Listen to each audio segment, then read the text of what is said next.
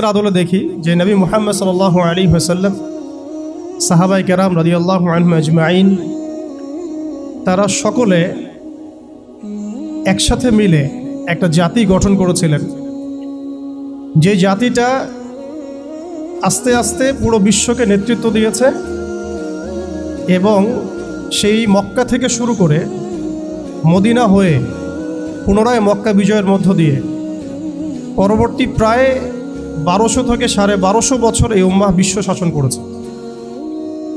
আমাদের উম্মার ডেফিনেশনটা ব্যক্তিকেন্দ্রিক নয়। আমাদের আখেরি নবী মুহাম্মদ সাল্লাল্লাহু আলাইহি ওয়াসাল্লামের উম্মার ডেফিনেশনটা অনেক ব্যাপক। উম্মাহ বলতে তো আমাদের পুরো মুসলিম উম্মাহকে বোঝানো হয়। আমরা পুনর্গঠন চাচ্ছি কোন জায়গার? পুরো মুসলিম উম্মার, নাকি শুধু বাংলাদেশের, নাকি বাংলাদেশ সহ ভারতীয় উপমহাদেশের, নাকি মধ্যপ্রাচ্যের, না পুরো বিশ্বের?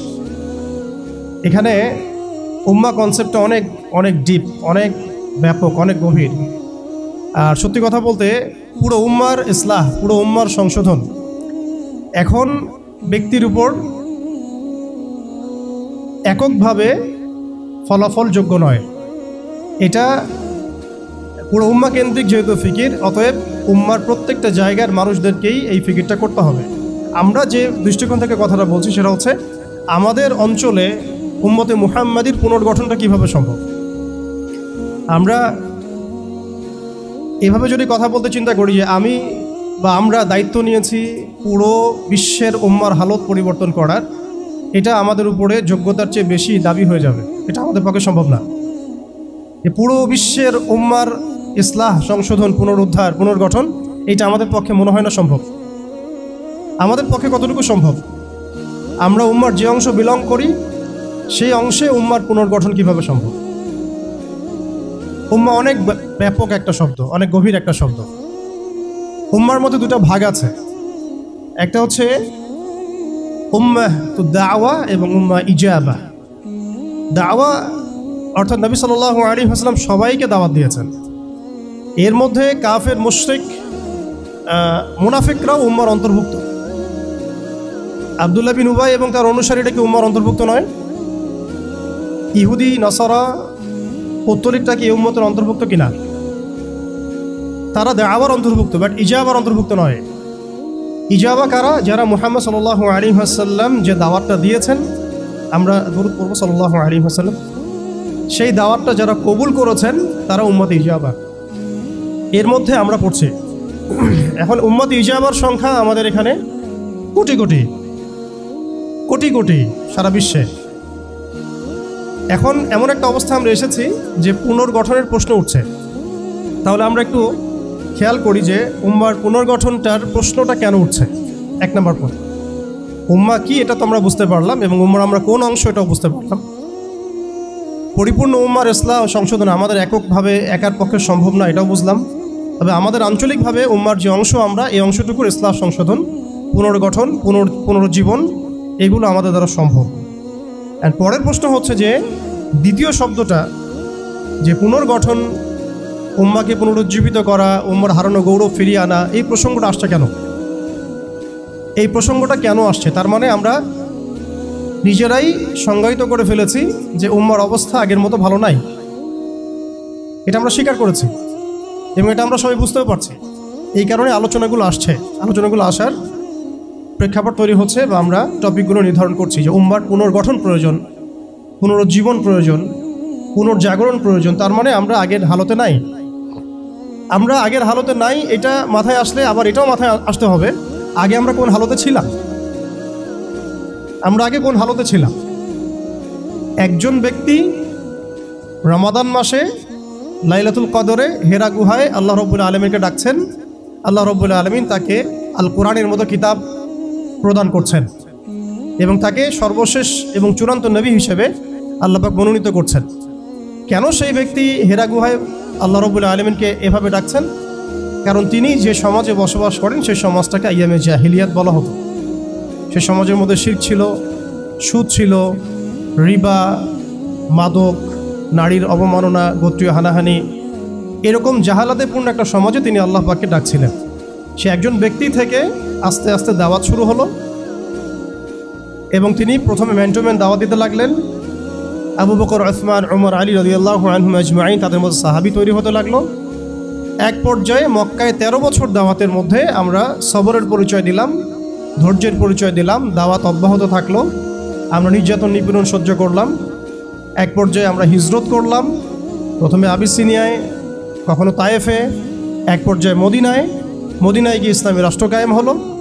আমরা জিহাদ এবং দাওয়াতের মধ্য দিয়ে আস্তে আস্তে মদিনাকে বেস করে বদর, উহুদ, খন্দক, মৌতা, তাবুক এইসব সিঁড়ি পেরিয়ে মক্কা বিজয় পর্যন্ত আসলাম। মক্কা বিজয় পর্যন্ত আসার পরে আমরা দেখলাম যে আইয়ামে জাহিলিয়াতের কোনো জাহালাত মক্কার মধ্যে নাই। যেই মক্কা আমরা ছেড়ে গিয়েছিলাম 23 বছরের ব্যবধানে আমরা দেখলাম সেই মক্কা আইয়ামে জাহিলিয়াত মুক্ত হলো। শুধু তাই নয়, সেখানে কোনো শিরক থাকলো না, কোনো রিবা থাকলো না, কোনো মাদক থাকলো না, কোনো নারীর অবমাননা থাকলো না, গোত্রীয় হানাহানি থাকলো না। যেখানে আমরা ছিলাম মুস্তাদআফিন, দুর্বল, আমরা ছিলাম মক্কা থেকে বিতাড়িত, আমরা ছিলাম সংখ্যালঘু, সেখান থেকে আলহামদুলিল্লাহ মাত্র 23 বছরের ব্যবধানে আমরা পুরো জাজিরাতুল আরবকে শাসন করলাম। এবং সেই বেইজের উপর দাঁড়িয়ে আবু বকর, ওমর, ওসমান, আলী রাদিয়াল্লাহু আনহুম আজমাইন তারা আরও প্রায় 30 বছর ইসলামী খেলাফা বাস্তবায়ন করলেন।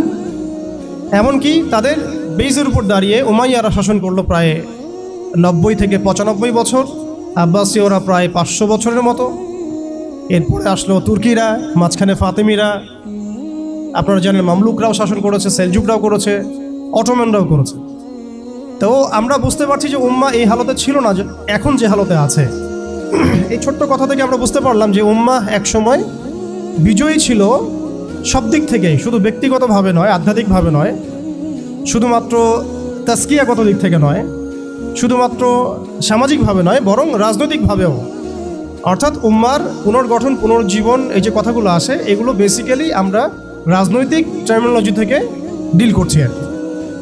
আমাদের উম্মার অবস্থা সবসময় এই বিশ্বকে নেতৃত্ব প্রদানকারী অবস্থায় ছিল, যেখান থেকে আমরা এখন সরে আসছি বলে আমাদেরকে এই টপিক নির্ধারণ করতে হচ্ছে যে কিভাবে আমরা এর পুনর্গঠন করব, পুনর্জীবন করব। এতটুকু আমাদের কাছে ক্লিয়ার যে আমরা এক সময় বিশ্বকে শাসন করেছি, বিশ্বকে নেতৃত্ব দিয়েছি। ব্যক্তি জীবন থেকে শুরু করে রাজনৈতিক জীবন পর্যন্ত আমরা আল্লাহ রাব্বুল আলামিন এবং তার রাসূলের প্রত্যেকটা বিধান মেনে চলেছিলাম বা মানার চেষ্টা করেছিলাম। আল্লাহ পাক আমাদেরকে সম্মানিত করেছিলেন। পৃথিবীর কোনো পরাশক্তি আমাদের সামনে টিকতে পারতো না, পৃথিবীর কোনো পরাশক্তি আমাদের সামনে টিকতে পারে নাই, না রোমানরা, না পার্সিয়ানরা, না এদিকের মাজুসিরা, আর না এই সাবকন্টিনেন্টের পৌত্তলিকরা, কেউই আমাদের সামনে দাঁড়াতে পারে নাই। তার মানে আমরা কয়েকটা দিক থেকে উম্মার বিজয়ে এই সময়টা পেরিয়ে এসেছি। একটা হচ্ছে আধ্যাত্মিক দিক।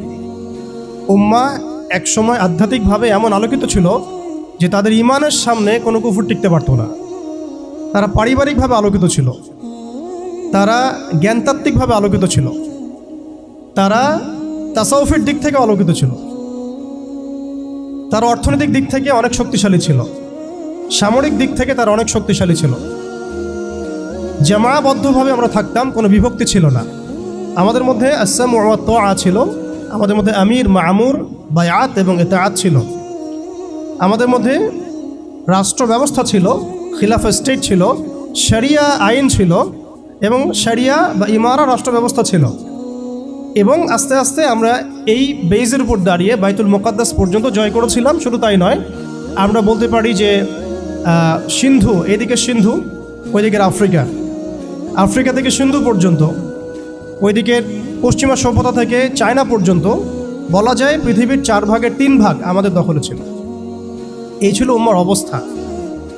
আমি বলেছিলাম টপিকটা অনেক গভীর, অনেক সময় সাপেক্ষ। আমি খুব অল্প কথায় বলার চেষ্টা করছি। উম্মার পুনর্জাগরণ কথাটা বলতে আমরা শুধু আধ্যাত্মিক পুনর্জাগরণ বুঝি না। আধ্যাত্মিক পুনর্জাগরণ আমাদের অনেকের অনেক ভালো অবস্থা এখনও আছে, আলহামদুলিল্লাহ। আমাদের প্রচুর মসজিদ আছে, প্রচুর মাদ্রাসা আছে, প্রচুর তুল্লাব আছেন, প্রচুর ওলামায়ে কেরাম আছেন। আমাদের বুদ্ধিজীবীর অভাব নাই, সামরিক বাহিনীর অভাব নাই, কিন্তু আমাদের ইসলামিক স্টেটেরও অভাব নাই। নামকা বস্তায় যদিও অনেক কিছুই, জনসংখ্যাও প্রচুর, সম্পদও প্রচুর, খনিজ সম্পদও প্রচুর। আমাদের মা বোনদের, পর্দানসীন মা বোনদের অভাব নাই। তাহলে আমরা কোন জায়গা থেকে পুনর্জাগরণের কথাটা বলছি? আসলে আমরা পুনর্জাগরণের কথাটা বলছি সামগ্রিক অর্থে, স্পেশালি রাজনৈতিক অর্থে, সামগ্রিকভাবে কিন্তু স্পেশালি রাজনৈতিকভাবে। এখন আসেন যে কিভাবে সম্ভব এই হারানো ঐতিহ্য গৌরব ফিরিয়ে আনা, এটাই মূল কথা। আসলে আমাদের মানে অনেক আলোচনা, কিন্তু মূল কথা কিন্তু অল্প হবে। মানে আসলে কিভাবে পসিবল সেই জায়গা থেকে ফিরিয়ে আসে। এখন আচ্ছা, এখন এতক্ষণ তো বললাম আমরা কোথায় ছিলাম, এখন ওই জায়গা থেকে আমরা কোথায় আসছি এটা একটু বলি, তারপরে বুঝবো ইনশাআল্লাহ ওই জায়গা থেকে আমরা কোথায় আসছি। আসলে এখন আমি একটু আগে বললাম যে আমাদের প্রচুর মসজিদ আছে, মাদ্রাসা আছে, সব কিছু আছে, এটা সত্য। ইসলামের স্বর্ণযুগে যতগুলো ইউনিভার্সিটি ছিল না, আমাদের ঢাকা শহরে গাজীপুরে তার চেয়ে বেশি ইউনিভার্সিটি আছে। ইসলামের স্বর্ণযুগে আমাদের জনসংখ্যা যত ছিল না, আমাদের এখন জনসংখ্যা তার চেয়ে অনেক বেশি। আমাদের মিডিয়া, প্রযুক্তি, আমাদের অস্ত্রশস্ত্র, আমাদের রাষ্ট্র, সব কিছু অনেক বেশি। কিন্তু কোন জায়গা থেকে পিছিয়ে আসি, আমরা কোন জায়গায় আছি, এটা ডিল করতে হবে। এবং ডিলিংসটা এক্সটার্নাল অবজারভেশন দিয়ে করলে হবে না, ইন্টারনাল অবজারভেশন দিয়ে করতে হবে। খিদির আলাইহিস সালামের মতো বাহ্যিকভাবে অনেক কিছু মনে হবে, অনেক ইসলামিক দল আছে, অনেক মুসলিমদের সংখ্যা অনেক, একটু আগে বললাম মসজিদ মাদ্রাসা সব কিছু অনেক বেশি, সবই ঠিক আছে। কিন্তু ইন্টারনালি আমাদের কিছু বিষয় দেখতে হবে। ইন্টারনালি কি নাই আমাদের মধ্যে? এক নাম্বার, ইন্টারনালি সেই রাজনৈতিক বৈশ্বিক ক্ষমতা আমাদের হাতে নাই, প্রথম কথা। এবং এটা আমাদের জন্য লজ্জা। একটা সময় ছিল যখন আমরা এগুলো সব হাসিল করেছিলাম, প্রথমে তারা আমাদের কাছ থেকে যেটা কেড়ে নিয়েছে তা হচ্ছে রাজনৈতিক ক্ষমতা। তারা আমাদের কাছ থেকে প্রথমে ব্যক্তি জীবনে ধর্মের স্বাধীনতায় হস্তক্ষেপ কেউ করেনি। কুফাররা, জায়নিস্টরা, কাফের, ফাসেক, মুশরিক, মুনাফিক, এদের যে ঐক্য জোট ছিল, তারা প্রথমে আঘাত করেছিল আমাদের খিলাফায়। তারা প্রথমে আমাদের ব্যক্তি জীবনে এসে আঘাত করেন, নামাজ পড়তে পারবা না, পর্দা করতে পারবা না, গরুর গোশত নিয়ে হাঁটতে পারবা না, দেখলেই পিঠায় মেরে ফেলবো, এই জায়গায় তারা আগে আঘাত করেনি আমাদেরকে। তারা আমাদেরকে সবার আগে আঘাত করেছে রাজনৈতিক জায়গায়। আমাদের খেলাফা কনসেপ্ট তারা ভেস্তে দিয়েছে, ভেঙে দিয়েছে, বাইতুল মুকাদ্দাসকে লিবারেট করেছে। এরপরে সেই খেলাফা কনসেপ্টটাকে দূর করে দিয়ে তারা 50 থেকে 57টার মতো ক্ষুদ্র ক্ষুদ্র রাষ্ট্রে আমাদেরকে বিভক্ত করে দিয়েছে। এরপরে শুধু তাই নয়, এটা তো গেল বিভক্তি, কাঁটাতারের বেড়ার, যেটাকে আমরা নাম দিয়েছি জাতীয়তাবাদ। তারা প্রথমে আমাদের মাদ্রাসাগুলো বন্ধ করে নাই, তারা ওয়াকফ বিল দিয়ে এইভাবে আমাদের মাদ্রাসা, আমাদের মসজিদ, ভূমিগুলোকে দখল করে নাই। তারা প্রথমে আমাদের রাজনৈতিক ক্ষমতাটাকে কেড়ে নিয়েছে, খিলাফা কনসেপ্টটাকে ডিস্ট্রয় করেছে। এরপরে 57টার মতো টুকরা টুকরা রাষ্ট্রে আমাদেরকে ভাগ করেছে। এরপরের অবস্থা আরও ডেঞ্জারাস। ওই রাষ্ট্রগুলোর মধ্যে তারা তাদের তাবেদার মোনাফেক শাসক বসাইছে। তাদের ধাপগুলো বুঝেন, কোন জায়গা থেকে আমরা কোন জায়গায় আসছি।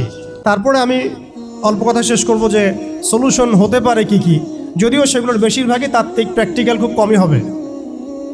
আর প্র্যাকটিক্যাল কেন কম হবে? আমাদের কারণেই হবে।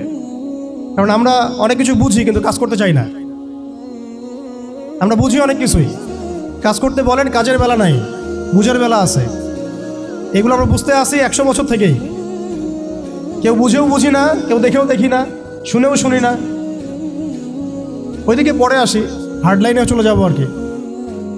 এখন রাষ্ট্র ভাগ করার পরে আমাদেরকে জাতীয়তাবাদে বিভক্ত করা হয়েছে। এরপরে আরও মারাত্মক যে কাজটা করা হয়েছে সেটা হচ্ছে আমাদেরকে নিরস্ত্রীকরণ করা হয়েছে। আপনি আপনার রাষ্ট্রের অভ্যন্তরে নিজের ইচ্ছায় আপনি বিশ্বের মারণাস্ত্রগুলো তৈরি করতে পারবেন না। তারা আপনাকে আইন করে দিয়েছে, ব্যান করে দিয়েছে। তারা আমাদের রাষ্ট্র ব্যবস্থার মধ্যে ইউনাইটেড নেশনসের মতো মুসলিমদের ইউনাইটেড মুসলিম অর্গানাইজেশনগুলোকে দমন করেছে এবং সেগুলো গঠন করতে আমাদেরকে দেয় নাই। উল্টা তারা সেগুলো করেছে ঠিকই। এরপরে তারা আমাদের রাষ্ট্র ব্যবস্থাগুলোর মধ্যে ওই মোনাফেক শাসকদেরকে বসিয়ে জনগণকে শাসন করিয়েছে।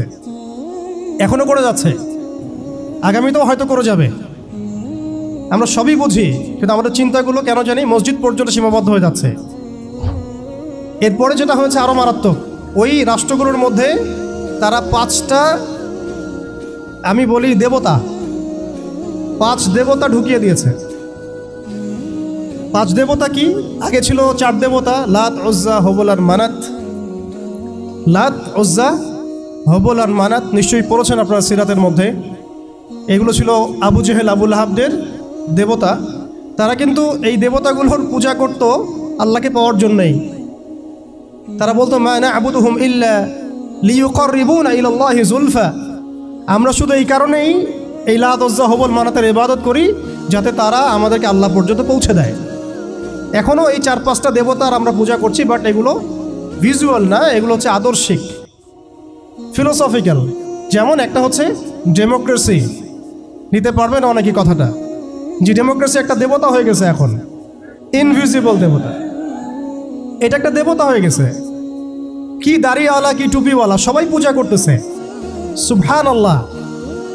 মানে অবাক হয়ে যাবেন, রিপোর্ট করছে টিভিতে, আপনারা কি চান, এই গভর্নমেন্ট কয় বছর থাক, এই গভর্নমেন্ট কয় বছর থাক, আপনি কি ইলেকশন চান, আপনি কি চান না। অডিয়েন্সের সাধারণ আম জনগণের জবাব হচ্ছে না, আমরা ইলেকশন চাই না, ইলেকশন দিয়ে কি হয়, খালি এক জালেম যে আরেক জালেম আসে, আমরা এইসব ইলেকশন চাই না, আমরা চাই ভালো কোনো সরকারি ব্যবস্থায় থেকে যাক আরও 10 বছর। মানে সবচেয়ে ভালো যে চিন্তাটা তাদের, সেটাও গণতন্ত্রের বাইরে যেতে পারে না। সরি, সবচেয়ে ভালো তাদের ইনসাফপূর্ণ যে চিন্তাটা মাথা থেকে আসে, সেইটাও এই দেবতাগুলোর বাইরে যেতে পারে না। ওই পূজার মধ্যেই চিন্তা, আমরা চাই এরকম একটা গভর্নমেন্ট আসুক, এই পদ্ধতি থাক এবং আরও 10 বছর তারা দেশ চালাক। মানে ইসলামে যে আল্লাহ প্রদত্ত একটা রাষ্ট্র ব্যবস্থা আছে, একটা ইসলামী শাসন ব্যবস্থা আছে, এই কনসেপ্টটাই নাই। নামাজ পড়ছে মাশাআল্লাহ, রোজা রাখছে, হজ উমরা সবই করছে, বাট কেন জানি পলিটিক্যালি রাষ্ট্র ব্যবস্থা ইসলামের যে রূপরেখা আছে বা ইসলামের যে একটা সুন্নাহ আছে, নবী সাল্লাল্লাহু আলাইহি ওয়াসাল্লামের যে একটা রেখে যাওয়া উসওয়াতুল হাসানা আছে, এইটাই মানুষ মানতে পারছে না বা বুঝতে পারছে না। জাযাকাল্লাহ। আপনারা অবচেতন শব্দটার সাথে পরিচিত কিনা? একটা হচ্ছে আমরা জেনে বুঝে একটা কাজ করি, একটা হচ্ছে না জেনেও করি, অবচেতন মনে। তো এটা একটা দেবতা, ডেমোক্রেসি একটা দেবতার নাম, যেটার পূজা করছে এখন মানুষ সারা ওয়ার্ল্ডে। আরেকটা হচ্ছে এইথিজম, নাস্তিকতা। একটা হচ্ছে, আমি লিখছিলাম সকালবেলা, একটা শব্দ বের হয়েছে আর কি লিখতে লিখতে, একটা হচ্ছে ডেমোক্রেসি, একটা এইথিজম, একটা ন্যাশনালিজম, একটা কমিউনিজম, আর একটা হচ্ছে সেকুলারিজম। 5টা শব্দ বললাম আর কি। এখনকার এই বিশ্ব ব্যবস্থায় ইসলামী খেলাফতকে দূর করে দিয়ে, উম্মাকে বিভক্ত করে দিয়ে, মোনাফেক শাসকদেরকে বসিয়ে ইন্টারনালি প্রত্যেকটা রাষ্ট্রে এই 5টা দেবতা বসানো হয়েছে। ডেমোক্রেসি, এইথিজম, আর বললাম কি ন্যাশনালিজম, একটা কি বললাম কমিউনিজম এবং সেকুলারিজম, DANCS, কিছুটা ড্যান্সের মতো আর কি। আসলে এরা বিশ্বকে নাচাচ্ছেই, এরা এইসব মতবাদ দিয়ে বিশ্বকে নাচিয়ে বেড়াচ্ছে আর কি। তারা নিজেরা নাচে না এগুলোতে, বরং তারা এগুলোর মধ্য দিয়ে মুসলিমদেরকে নাচায়। যদিও এটা এক্স্যাক্টলি ড্যান্স শব্দটা হয় নাই, কাছাকাছি হয়েছে আর কি। এখানে D আছে, A আছে, N আছে, C এবং S আছে। এই 5টা দেবতার শেকড় যদি এই বিশ্ব থেকে উপড়ে ফেলা না যায়, তাহলে ইসলামী শরিয়া, ইমারা এবং খেলাফা কায়েম হবে না। এবং যখন এই বিশ্বে ইনশাআল্লাহ তাআলা আগামীতে শরিয়া, ইমারা এবং খেলাফা বাস্তবায়িত হবে, তখন এই 5টা দেবতার কোনোটাই বাকি থাকবে না ইনশাআল্লাহ। এই নাপাকিগুলো থেকে পবিত্র না হয়ে বা পবিত্রতা হাসিল না করে আপনি আমি যতই একটা গ্লাসের মধ্যে মধু ঢালি, আর আপনি দুধ ঢালেন, আর কোনো শরবত ঢালেন, ওই গ্লাসটাই নাপাক। আফসোস হচ্ছে আমরা এই নাপাকিগুলো ধরতে পারছি না অনেকেই। আল্লাহ পাক আমাদেরকে ধরার এবং বোঝার তৌফিক দান করেন। এই সিস্টেমগুলো ব্যর্থ, এই মতবাদগুলো ব্যর্থ। এই মতবাদগুলো তৈরি করা হয়েছে আমাদেরকে শাসন করার জন্যে।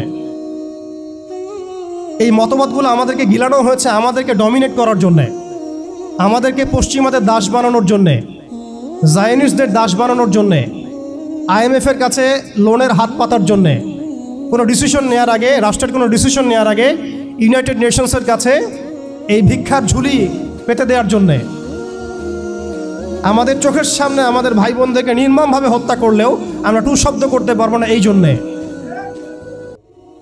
ইভেন আমাদের দেশের 99% মানুষও যদি শরিয়া চায়, তবুও রাষ্ট্র ব্যবস্থা এটা চাইবে না, কারণ রাষ্ট্র ব্যবস্থা এই তন্ত্রমন্ত্রগুলো দ্বারা দীক্ষিত। এর মধ্যে আরও আছে মানবরচিত সংবিধান, আরও আছে মানবরচিত বিচার ব্যবস্থা, আরও আছে আল্লাহর হালালকে হারাম করে ফেলা, আল্লাহর হারামকে হালাল করে নেওয়া। পুরো একটা তাগুতি এবং কুফরি সিস্টেম আমাদেরকে দেওয়া হয়েছে। কোন জায়গা থেকে? খেলাফা অ্যাবলিশ করার পর থেকে। আমরা কোথায় ছিলাম এটা আমাদেরকে বুঝতে হবে। এখনকার প্রবলেম কি সেটাও বুঝতে হবে, ক্রাইসিসগুলো, তারপরে আসতে হবে সলিউশন কোথায়। এগুলো ক্রাইসিস। তারপরে ডেমোক্রেসি দিয়ে কি করা হচ্ছে এটা আপনারা অনেকে জানেন, কিন্তু অনেকে আবার বুঝেনও না। এটা দিয়ে আল্লাহর হালালকে হারাম করা যায়, আল্লাহর হারামকে হালাল করা যায়। এটা দিয়ে আল্লাহর জমিনে মানুষের শাসন কায়েম করা যায়। এটার ধোয়া তুলে যে কোনো মুসলিম কান্ট্রি আক্রমণ করা যায়। আরব বসন্তের ধোয়া তুলে কি করা হয়েছে আমরা দেখি নাই? আমরা দেখেছি। এগুলো দিয়ে আমাদেরকে জাতিসংঘের দাস বানানো হয়েছে। জাতিসংঘের দাস বানানো হয়েছে, সিম্পল। জাতিসংঘ ফাংশন করা হয়েছিল যাতে পশ্চিমারা, স্পেশালি জায়নিস্টরা বাইতুল মুকাদ্দাসকে লিবারেট করতে পারে, এবং তারা সেটা করেছে। এখন এটার এক্সিস্টেন্স কেন আছে? কারণ তারা এখন পর্যন্ত মালহামা লঞ্চ করে নাই। তারা এর মধ্য দিয়ে মালহামা লঞ্চ করবে ইনশাআল্লাহ, দেখে নিয়েন। এটা কেন করা হয়েছে? রাখা হয়েছে এই কারণে, যাতে প্রত্যেকটা মুসলিম কান্ট্রি ধরে ধরে একেবারে রক্তের নদী বা সমুদ্র বইয়ে দেওয়া যায়, কিন্তু আমরা কোনো ডিসিশন নেওয়ার আগে ওর দিকে তাকিয়ে থাকবো। আমাদের বাড়ির পাশেও যদি কাল আপনি দেখেন মুসলিমদেরকে জবাই করা হচ্ছে, যেটা শুরু হয়ে গেছে অলরেডি, আপনি এখন প্রতিবাদ করার জন্য জাতিসংঘের মুখোপেক্ষী। ইভেন আমরা দেখলাম প্যালেস্টাইনের পক্ষে কথা বলার জন্যও নাকি মানুষ এখন জাতিসংঘের কাছে দ্বারস্থ হচ্ছে। কি হাস্যকর বিষয়! যারা এই সমস্ত সমস্যার মূল কেন্দ্র, তাদের কাছে আমরা সাহায্যের হাত পাচ্ছি। অথচ আমরা নামাজে বলছি ইয়্যাকা না'বুদু ওয়া ইয়্যাকা নাস্তাঈন, আল্লাহ আমরা শুধু তোমারই ইবাদত করি, তোমার কাছেই সাহায্য চাই। অথচ পলিটিক্যালি আমরা আল্লাহর সাহায্য নিতে যাচ্ছি না। আল্লাহর সাহায্য তো আল্লাহর আইন, আল্লাহর বিধান, শরিয়া, ইমারা এবং খেলাফা। অনেক কথা ভাই, কথা বলতে গেলে রাত শেষ হয়ে যাবে আর কি আজকে। এখন আপনাদের ধৈর্য যদি ঘটাবো না। এখন কথা হচ্ছে, এই একটা তন্ত্র আমাদেরকে এমনভাবে নেক্সট স্রোতে ধোঁকা খাওয়াচ্ছে যে এই তন্ত্রের বেড়াজালে যারাই পড়েছে তারাই কখনো আর খিলাফা কনসেপ্টের দিকে আসতে পারে নাই, কখনো পসিবল হয় নাই। যত দাড়ি টুপি নিয়ে গিয়েছেন কখনো পসিবল হয় নাই। এটা প্রমাণিত, এটা বিগত 100 বছরের হিস্ট্রি থেকে প্রমাণিত। এইটা দিয়ে মন্দের ভালো কিছু প্রতিবাদ করা যেতে পারে, কিন্তু ওই প্রতিবাদে পশ্চিমাদের কিছু যায় আসে না। আপনি 1 কোটি মানুষকে দিয়ে মার্চ ফর গাজা করেন, কিচ্ছু যায় আসে না, ওদের কিচ্ছু যায় আসে না। অনেস্টলি স্পিকিং, ওদের জুলুমের চামড়া এত মোটা যে ওরা একটা হলের মধ্যে বসে থাকা 1000টা শিশু, একটা স্কুলে পড়তে যাওয়া 1000টা বাচ্চা, একটা হাসপাতালে চিকিৎসা নিতে যাওয়া 1000টা বাচ্চাকে একটা বোমে মিসাইল উড়াই দিবে, কিছু যায় আসে না ওদের। এরা ফেরাউন এই যুগের, এরা নমরুদ, এরা এই যুগের হামান, কারুন, ফেরাউন। এদের প্রতি দয়া দেখানো মানে হচ্ছে আমরা মিসগাইডেড। এদের সাথে দয়া দেখানোর কোনো ভাষা থাকতে পারে না। এদের সাথে দয়া দেখানোর কোনো ভাষা আমাদের থাকতে পারে না। এদের সাথে ভাষা একটাই হতে পারে, সেটা জিহাদের ভাষা, কিতালের ভাষা। এই বিষয়গুলো স্পষ্ট করে আপনাকে গণতন্ত্র বলতে দিবে না। এই বিষয়গুলো স্পষ্ট করে আপনাকে সেকুলারিজম বলতে দিবে না, কমিউনিজম বলতে দিবে না, এথিজম বলতে দিবে না, এবং এই ডেমোক্রেসি বলতে দিবে না। তাহলে এই তন্ত্রমন্ত্রগুলো দেয়া হয়েছে আমাদেরকে তাদের দাস বানানোর জন্যে, তাদেরকে আমাদের অধীনে আনার জন্য নয়। এই জিনিসটা আমরা বুঝতে অনেক সময় ভুল করেছি, এখনও ভুল করছি। আমি খালি প্রশ্ন করতে চাই যে আর কতদিন ভুল করব আমরা? আল্লাহ পাক আমাদের চোখ খুলে দেন, মনের চোখ। আল্লাহ পাক আমাদের কলবের চোখ খুলে দেন।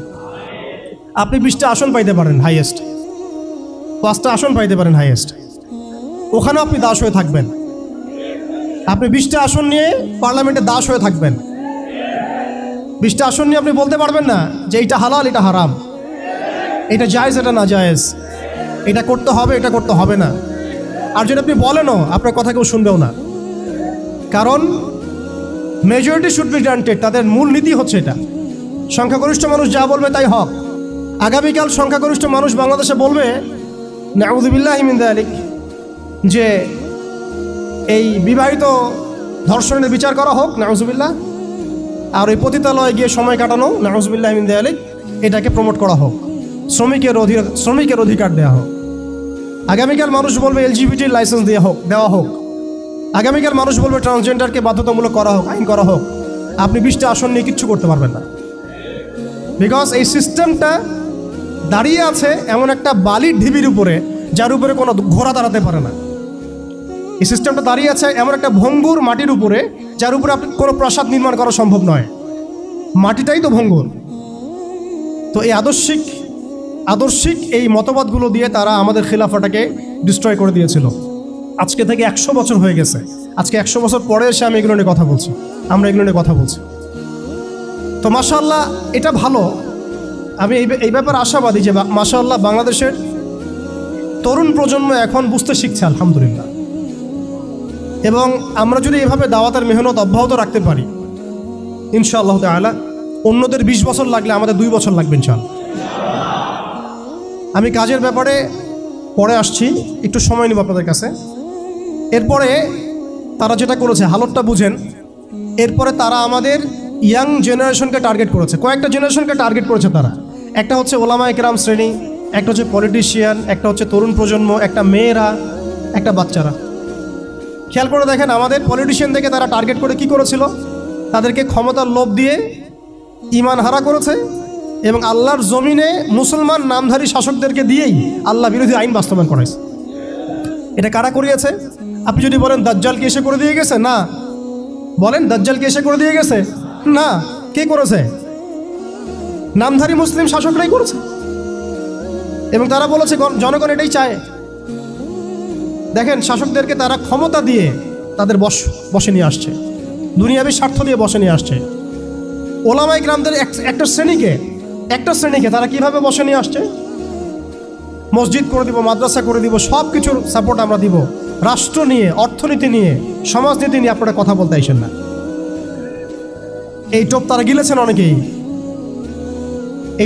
গিলেছেন।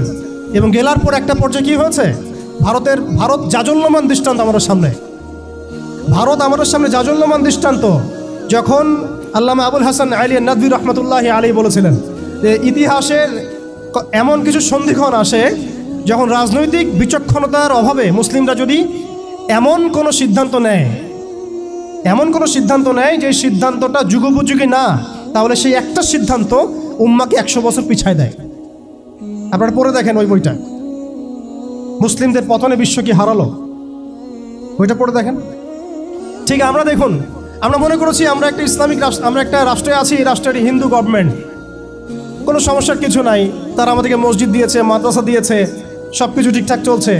হঠাৎ দেখা গেল যে উগ্রপন্থী কিছু হিন্দু এসে সব সিজ করে ফেললো এবং দিনে দুপুরে তারা এখন মানুষকে কুপিয়ে হত্যা করছে, পিটিয়ে হত্যা করছে, বাড়িঘর ভেঙে ফেলছে, মসজিদ ভেঙে ফেলছে, মাদ্রাসা সিলগালা করে দিচ্ছে। কোথায় গেল আমার খানকা, কোথায় গেল আমার মসজিদ, কোথায় গেল আমার মাদ্রাসা, কোথায় গেল আমার জনগণ, কোথায় গেল আমার মায়ের সম্মান? সব চলে গেল। কিসের অভাবে? রাজনৈতিক ক্ষমতার অভাবে। অর্থাৎ রাজনৈতিক দৃষ্টি এবং দর্শন বিবর্জিত কোনো দাওয়াত কখনো চূড়ান্ত সাফল্য আনতে পারবে না। আমরা অনেকেই পশ্চিমাদের টোপে পা দিয়েছি যে মসজিদ মাদ্রাসা সব তো ঠিকঠাক চলছে, আমাদের পলিটিক্স নিয়ে কথা বলার দরকার নাই, আমাদের ইসলামী রাষ্ট্র ব্যবস্থা কায়েম নিয়ে কথা বলার দরকার নাই, ইসলামী অর্থ ব্যবস্থা নিয়ে কথা বলার দরকার নাই, আমাদের জিহাদ ফি সাবিলিল্লাহ নিয়ে কথা বলার দরকার নাই। আমরা নিজেরাই আমাদেরকে এই ধ্বংসের মুখে ঠেলে দিয়েছি। এরপরে আরও সমস্যা, তারা আমাদের ইয়াংদেরকে টার্গেট করেছিল। দেখেন ইয়াংদেরকে টার্গেট করে কত মেহনত তারা করেছে। মেয়েদেরকে ফ্রি অ্যাক্সেস দিয়ে দিয়েছে, ফ্রি মিক্সিং, বাচ্চা থেকে শুরু করে একদম চাকরি লেভেল পর্যন্ত। জেনা করাচ্ছে ফ্রি, পর্নোগ্রাফি ফ্রি, আপনার চরিত্র হনন করার যা এলিমেন্টস আছে সব তো ফ্রি, সব ফ্রি। আর মেয়েদেরকে বেপর্দ করে বাইরে নিয়ে আসছে, বাচ্চাদেরকে ছোটবেলা থেকে মাথা নষ্ট করার যা এলিমেন্ট সব দিয়ে দিচ্ছে, খাবারে ভেজাল মিশাচ্ছে, আমাদের ভাইদেরকে বিয়ে কঠিন করে ফেলছে, জেনা সহজ করে ফেলছে। কি করে নাই তারা? শিক্ষা ব্যবস্থা থেকে ইসলামকে উঠে দিচ্ছে। আপনি সারা জীবন পড়াশোনা করেন, দেখেন আপনি 20টা সূরা শিখতে পারেন কিনা, ফরজে আইন শিখতে পারেন কিনা। একটা করে ডিপার্টমেন্ট ধরে ধরে তারা কাজ করেছে। এর উপর আবার অর্থ ব্যবস্থা ওদের হাতে নিয়ে নিয়েছে, ওয়ার্ল্ড ব্যাংক দিয়ে, IMF দিয়ে, ফেডারেল রিজার্ভ দিয়ে। এতে করে পুরো বিশ্বের ইকোনমিক মোড়ল তারা হয়ে গেছে। এখন আপনি আমি একটা স্বাধীন দেশে বসবাস করলেও অর্থনৈতিকভাবে আমরা স্বাবলম্বী হতে পারি না, দ্বারস্থ হতে হয়, বাণিজ্যে হতে দ্বারস্থ হতে হচ্ছে, ব্যবসায় হতে হচ্ছে, ফাইন্যান্সে হতে হচ্ছে। এমনকি আমাদের যে একটা মানে সম্পদ ছিল পকেটে রাখা যেত, গোল্ড কয়েন এবং সিলভার দিরহাম, ওইটা পর্যন্ত তারা অ্যাবলিশ করে দিল, দিয়ে আপনাকে আমাকে ডিজিট ধরাই দিল, দিয়ে আমাদের টাকাগুলো সিজ করে ফেললো।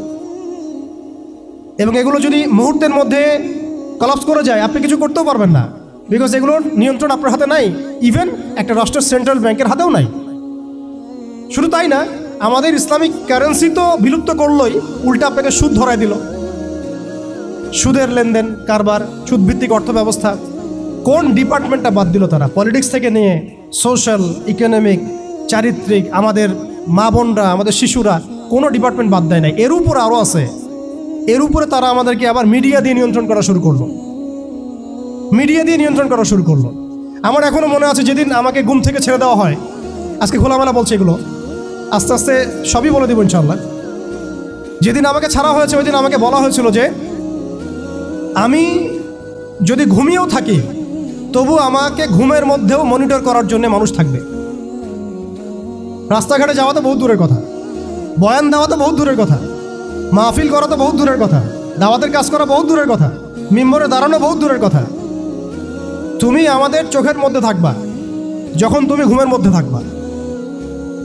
তো এটা আমরা তখন শিখেছি যে মানুষের প্রাইভেট লাইফ বলতে আর কিছু বাকি রাখে নাই তারা। আপনি ফোন নিয়ে যা করতেছেন এভরিথিং তারা মনিটর করতে পারে, এভরিথিং। কাকে মেসেজ করতেছেন, অনেক ভাই তখন আমার সাথে দেখা করতে আসলে আমরা ইগনোর করতাম তার ভালোর জন্যই, বিকজ সে বিপদে পড়বে আমার সাথে দেখা করতে আসলে। এবং আপনি যেটা বলবেন সে বলার জায়গাটা আপনাকে দেওয়া হয় নাই, রাখা হয় নাই, আপনি ট্রিগারের সামনে আছেন। তো আল্লাহ পাকে সন্তুষ্টির জন্য কথা শুনেছি, অনেক সহ্য করেছি, মেনে নিয়েছি, গালি মন্দও খেয়েছি। আর এটাকে সুন্দর করে নাটক সাজানো হয়েছিল যে পারিবারিক কলহের কারণে আত্মগোপনে চলে গেছে। তো পারিবারিক কলহের কারণে আত্মগোপনে আমার সাথে আরো 4 জন কিভাবে গেল, আমার গাড়িও বা কিভাবে গেল। আর বাংলাদেশের গোয়েন্দা সংস্থার হেডকোয়ার্টারে আমার লাস্ট লোকেশন কিভাবে পাওয়া যায়, ম্যাপ কিভাবে ট্রেস হয়, মিডিয়া দিয়ে মানুষকে খাওয়ানো। এই কথাটা বলতে কি এখানে আসছি যে শুধুমাত্র টেকনোলজিক্যাল নিয়ন্ত্রণ ওদের কাছে আছে এমন না, ইভেন মিডিয়া দিয়ে তারা দিন রাইট নাও। এখন আপনারা এই মিডিয়াদেরকে খুব মাথায় তুলতেছেন। এখন কয়দিন আগে তারা ফ্যাসিস্টের পক্ষে ছিল, আজকে মনে করছেন সে আপনার দলে চলে আসছে। তাদের কোনো ধর্ম থাকে না, মিডিয়ার কোনো ধর্ম থাকে না, যেদিকে ফ্লো সেদিকে তারা যাবে। এবং যদি দেখেন আমরা এই গুটি কয়েক মানুষ কালকে বাংলাদেশে শরিয়া কায়েম করে ফেলতে পারি ইনশাআল্লাহ তাআলা। আমি বলছিলাম যে আপনি আপনার বিশ্বাসের জায়গাটাকে এতটা নরম করবেন না, এতটা সস্তা করবেন না।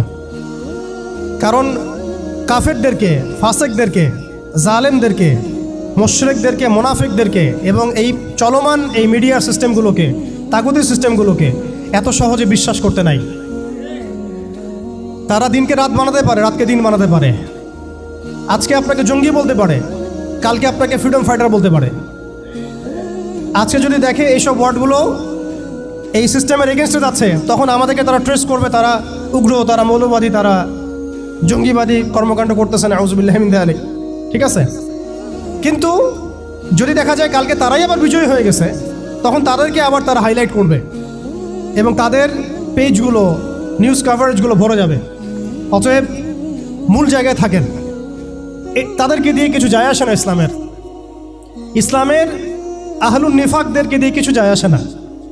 আমি একটা পয়েন্ট টাচ করতে গিয়ে জায়গায় এসেছি যে দেখেন আমাদের ওই উম্মার ওই গৌরবান্বিত সময়টাকে স্মরণ করেন, আমরা কোথায় ছিলাম এবং এখন কোথায় আছি। মাঝখানের এই রাস্তাটাতে ওরা আমাদেরকে কিভাবে ডমিনেট করলো, কোন কোন জায়গায় তারা আমাদেরকে মারলো। তারা কিন্তু আমাদেরকে ভাতে মারলো, অর্থনীতির মধ্যে মারলো, রাজনীতির মধ্যে মারলো, সংস্কৃতির মধ্যে মারলো, তরুণ প্রজন্মের মধ্যে মারলো।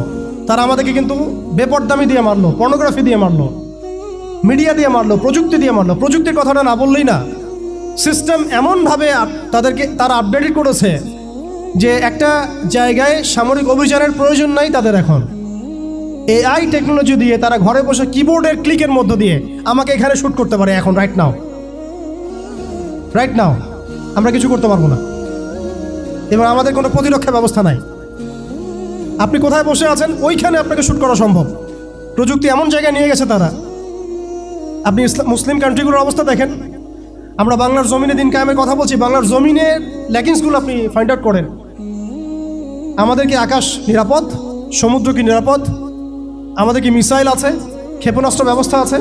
আকাশ প্রতিরক্ষা ব্যবস্থা আছে? আমাদের কি এরকম প্রযুক্তি আছে? আমাদের কি ইমানদার এমন মিলিটারি বাহিনী আছে কিনা? অনেক বিষয় আছে যেগুলো নিয়ে আমাদেরকে ভাবতে হবে। নাই, এটা হতাশার কোনো কারণ না। এবং আমাদের সব কিছুই লাগবে, জরুরিও না, এটাও মাথা দিচ্ছি।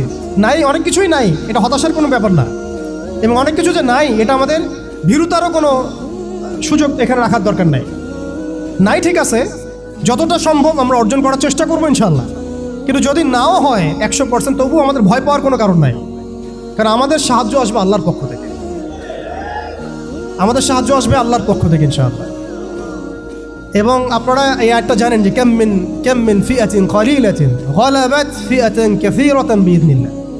কত ক্ষুদ্র ক্ষুদ্র দল এই পৃথিবী থেকে চলে গেছে, যারা বড় বড় দলের উপর বিজয় লাভ করেছিল আল্লাহর সাহায্য। অতএব এটা আমি বলছি যাতে আমরা একটা যুগের সাথে তাল মেলাতে পারি, অন্ততপক্ষে কিছু প্রস্তুতি আমাদের থাকা তো দরকার। ব্যাপারটা তো এমন নয় যে আমরা গেলাম, জায়নামাজে দাঁড়ালাম, দোয়া করলাম, যুদ্ধে জয়লাভ করলাম। এভাবে কিন্তু যুদ্ধ জয় হয় নাই। আপনারা বদরের যুদ্ধের ইতিহাস যদি পড়েন দেখবেন, নবী সাল্লাল্লাহু আলাইহি ওয়াসাল্লাম আগের রাত্রে গিয়েছেন, বৃষ্টি হয়েছে, জায়গা দখল করা হয়েছে, আমরা কূপ দখল করেছি যাতে পানি আমাদের কাছে থাকে, সৈন্য বিন্যাস করা হয়েছে, যতটা ট্যাকটিক নেওয়ার প্রয়োজন সব আমরা নিয়েছি। তারপরে দোয়া, সুবহানাল্লাহ, দোয়া হতে হতে হতে হতে কাঁধ থেকে চাদর পড়ে যাচ্ছে। আবু বকর রাদিয়াল্লাহু আনহু এসে বলছেন যে ইয়া রাসূলুল্লাহ, যথেষ্ট হয়েছে, আপনি থামেন, আল্লাহ আপনার সাথে আছেন, আল্লাহ আপনার দোয়া ফেলবেন না ইনশাআল্লাহ। এরপরে দেখলেন 313 নিয়ে আমরা ওদেরকে হারালাম। সব কিছুর প্রয়োজন আছে। তো আমাদের অবস্থাটা এখন এমন একটা জায়গায় আছে যে ওই খিলাফা যাওয়ার পর থেকে উম্মাহ আজকে এই জায়গায় চলে আসছে। এটা একদিনে হয় নাই, 100 বছর লাগছে।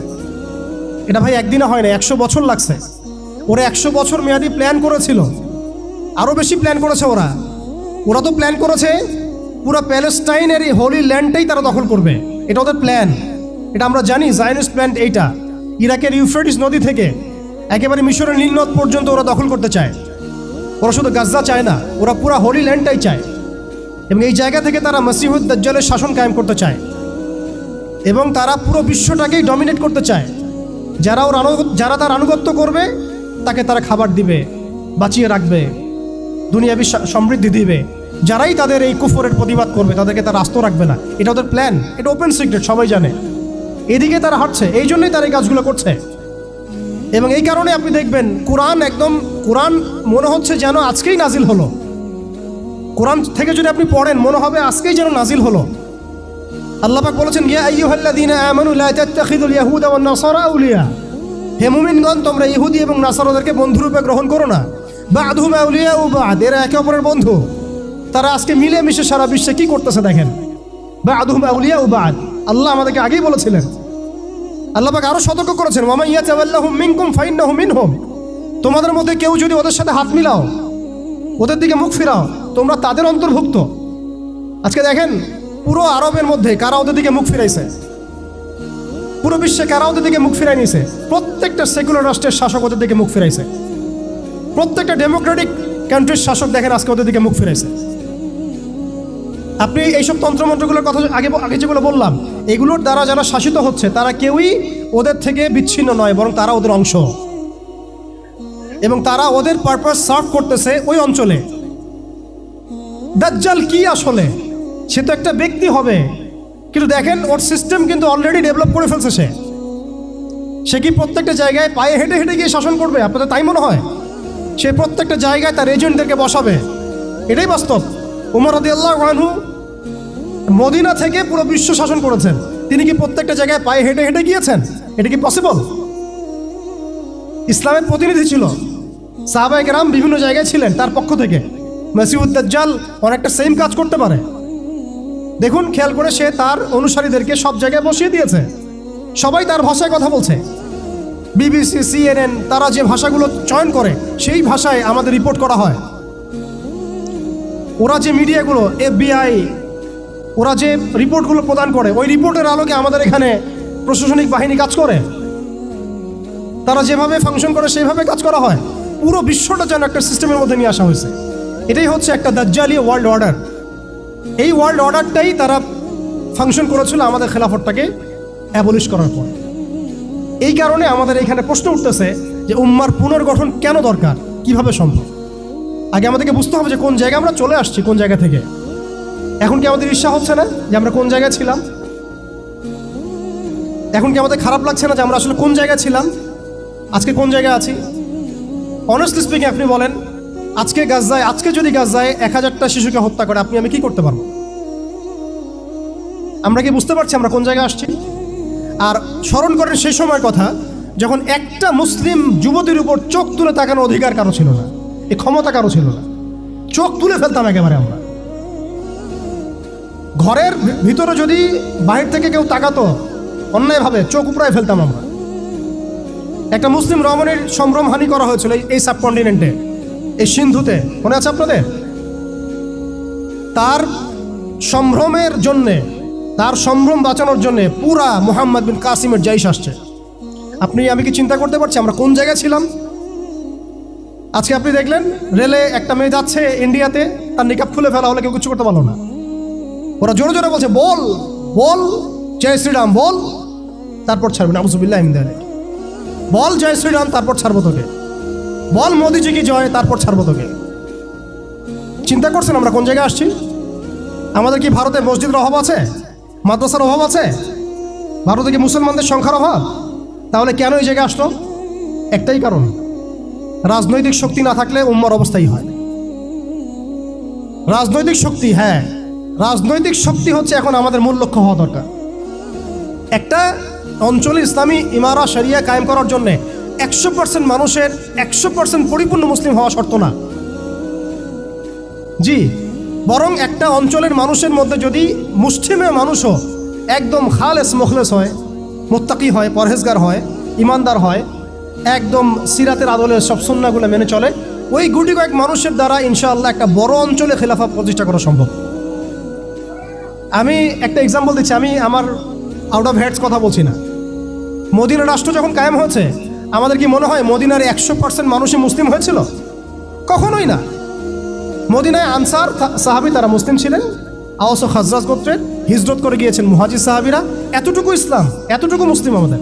বাকি বহু অংশে মুনাফেক, আব্দুল্লাহ বিন উবাইর অনুসারী, আর বড় বড় 3টা গোত্র আছে ইহুদিদের, বনু কোরাইজার, বনু কাইনুকার, বনু নাজিরের, খায়বার ইহুদিরা আছে, পত্তলিকরা আছে, কিছু নাসারাও আছে আশেপাশে।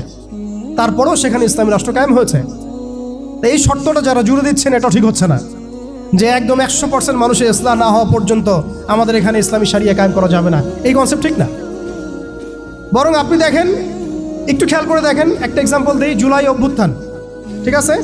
এই সময় মাঠে ময়দানে ছিল সব মিলায় ধরেন 20% মানুষ এই বাংলাদেশের, বাকি 80% মানুষ ঘরেই ছিল, আজও ঘরে আছে, শরিয়া কায়েম হলেও ঘরেই থাকবে।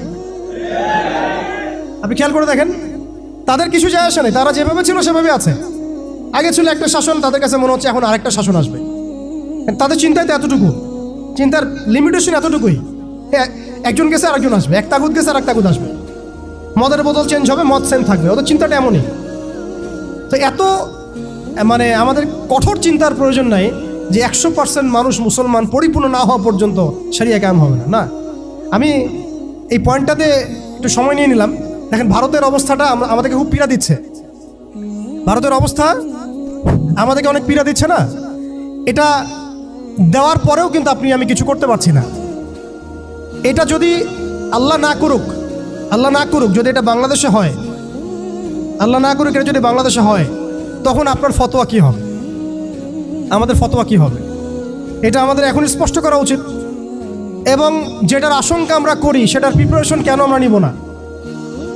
যেটার আশঙ্কা আমরা করি বা যেটা আমরা বুঝতে পারছি এটা হতেই পারে, অসম্ভব কিছু না, তাহলে তার প্রিপারেশন আমরা কেন রাখবো না? এটা আমার প্রশ্ন আর কি। ভারতের মুসলিমরা কি কখনো ভেবেছিল আজকে থেকে 10 বছর আগে এমনটা হবে? ওয়াকফ বিলের মাধ্যমে আমাদের সব সম্পত্তি তারা গ্রাস করে ফেলবে, কেউ কি ভাবছে? আচ্ছা আমাকে একটা প্রশ্নের উত্তর দেন, আগামীকাল যদি দারুল উলুম দেওবন্দ তারা দখল করে ফেলে, বলেন আগামীকাল যদি তারা বলে দারুল উলুম দেওবন্দ আমাদের, এখান থেকে বের হও সবাই, কি করবেন আপনারা? না আমরা কি করব? ফতোয়া কি আসবে? কোনো স্ট্রং ফতোয়া আসবে কি না? সেটাকে প্রতিহত করার জন্য আমাদের জীবন দেওয়ার প্রশ্ন আসবে কি না? এটাই তো কথা।